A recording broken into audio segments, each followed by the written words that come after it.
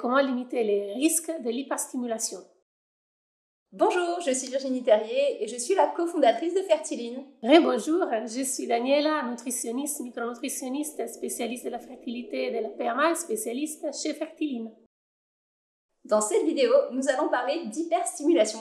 Si vous aimez nos contenus vidéo, n'hésitez pas à liker, partager, commenter et vous abonner à notre chaîne. Et aussi, n'hésitez pas à réserver un appel d'orientation avec un des spécialistes Fertiline pour vous aiguiller autour de votre profil et les programmes les plus adaptés à vous. Les points que nous allons aborder sont qu'est-ce que c'est l'hyperstimulation, quels sont les risques associés, quelles sont les attitudes à adopter et puis qu'est-ce qu'on peut faire en prévention.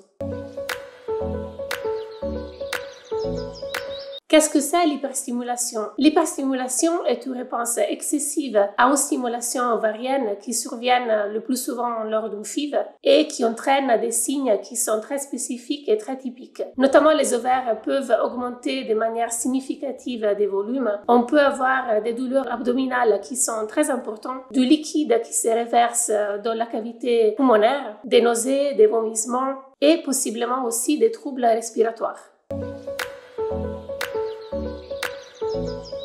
Les risques liés à l'hyperstimulation sont nombreux. Tout d'abord, une hyperstimulation peut créer un épanchement liquidien dans l'abdomen, donc un œdème qui peut aussi lui atteindre les poumons et d'autres organes. Donc l'hyperstimulation est une situation relativement grave et nécessite une consultation très rapide. Mais il n'y a pas que ça. Elle augmente aussi les risques de thrombose veineuse et elle peut aller jusqu'à la torsion d'un ovaire, ce qui pourrait à terme diminuer la fertilité si elle n'est pas prise en charge suffisamment rapidement. En plus de ça, s'il y a hyperstimulation, que celle-ci n'est pas vraiment détectée et qu'une grossesse commence, l'élévation des bêta-HCG pendant la grossesse va augmenter l'hyperstimulation et ses conséquences, et donc cela peut aggraver le problème. Au moindre signe d'hyperstimulation, il sera donc important de consulter votre médecin, de mettre en place les attitudes nécessaires, de respecter le protocole qui vous est prescrit et bien évidemment de vous reposer et de faire le nécessaire pour surveiller la situation et la voir évoluer dans le bon sens.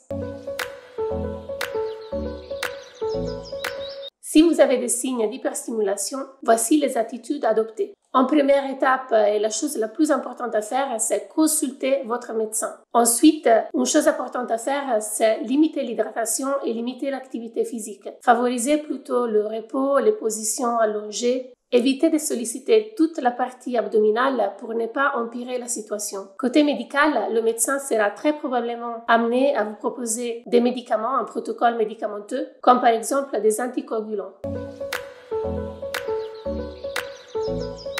Évidemment, l'hyperstimulation n'est pas une fatalité. On a des terrains en fait d'hyperstimulation. Elle est souvent présente sur une base de déséquilibre hormonal au niveau des hormones de la reproduction, entre les oestrogènes et la progestérone, avec souvent un excès d'oestrogène par rapport à la progestérone. C'est ce qu'on appelle une hyperœstrogénie relative. Et cette hyperstimulation est beaucoup plus fréquente aussi lorsqu'on a une résistance à l'insuline, ce qui est souvent le cas, par exemple, dans un syndrome des ovaires polykystiques ou dans une configuration sur laquelle on serait en surpoids ou en résistance à la perte de poids. On peut donc, en fonction de son profil, établir un profil de risque d'hyperstimulation. Et si on estime qu'on a une résistance à la perte de poids, qu'on a du déséquilibre hormonal, il faudra ainsi en parler au médecin, établir un protocole peut-être de stimulation plus douce. Et en cas d'hyperstimulation déjà connue, bien entendu, le médecin va adapter le protocole. Maintenant, si vous savez que vous avez un profil de risque d'hyperstimulation, plusieurs attitudes peuvent être mises en place. Déjà, une régulation de l'insuline par le biais, par exemple, d'une alimentation à index glycémique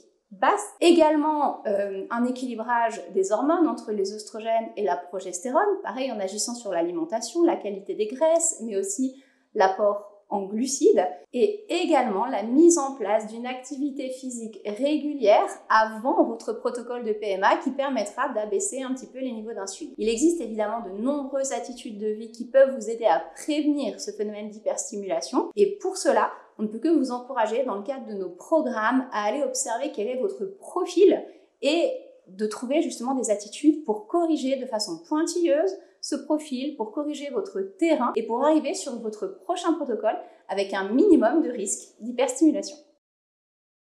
Daniela, une question qu'on peut se poser aussi, quand on a un profil connu d'hyperstimulation et qu'on va dans un protocole de PMA, est-ce qu'on transfère frais ou est-ce qu'on transfère plutôt en différé ? On va transférer justement en différé parce qu'on va limiter en conséquence les risques d'hyperstimulation. Comme on a dit tout à l'heure, le taux de bêta-HCG pourrait empirer l'hyperstimulation ovarienne. Donc du coup, on va préserver la femme et sa santé tout en évitant une hospitalisation en faisant un transfert d'embryon congelé par la suite. Donc on laisse baisser en fait le taux d'œstrogène avant d'aller sur un transfert qui sera sur un cycle suivant. Tout à fait.